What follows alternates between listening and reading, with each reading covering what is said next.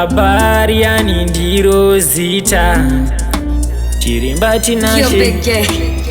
wachano chekutanga zvino chako sabate siya ruchiva chisi chako sabate changamuka pastreet usavate ndapota mwanangu kanu savate usarevere masitsi yachidye mawetsi kusvika unosvika zvinongoda feti apa batisisa life aidi shortcut usaite ndigozodemba mwanangu ndiwe wacho wandinotemba kukura ndana zvakawanda mwanangu ndiwe wacho wandinotemba ndiwe wacho wandinotemba mwanangu ndiwe wacho wandinotemba ndiwe wacho wandinotemba juju ndiwe wacho wandinotemba vakuru vakati kura uone tenda muna mwane mwanangu upone ndi mwara anochengeta ina ndigone trustini alfa pasapana mutsveno zinengedzwe nevana vaifa unhu hwakanaka ndiyo life iseva ndofara pane zvese zvaucha achivha gonyera pamwe nyika izere namaruva mwanangu usaite ndigozodemba mwanangu ndiwe wacho wandinotemba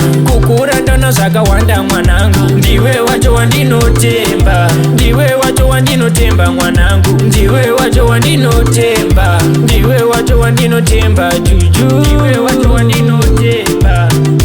wachano chekutanga zvino chako sabate siya ruchiva chisi chako sabate changamuka pastreet usavate ndapota mwanangu kanu savate usarevere masitsi yachidye mawetsi kusvika unosvika zvinongoda feti apa batisisa life aidi shortcut usaite ndigozodemba mwanangu ndiwe wacho wandinotemba kukura ndana zvakawanda mwanangu ndiwe wacho wandinotemba ndiwe wacho wandinotemba mwanangu ndiwe wacho wandinotemba ndiwe wacho wandinotemba juju ndiwe wacho wandinotemba vakuru vakati kura uone tenda muna mwane mwanangu upone ndi mwara anochengeta ina ndigone trustini alfa pasapana mutsveno zinengedzwe nevana vaifa unhu hwakanaka ndiyo life iseva ndofara pane zvese zvaucha achivha gonyera pamwe nyika izere namaruva mwanangu usaite ndigozodemba mwanangu ndiwe wacho wandinotemba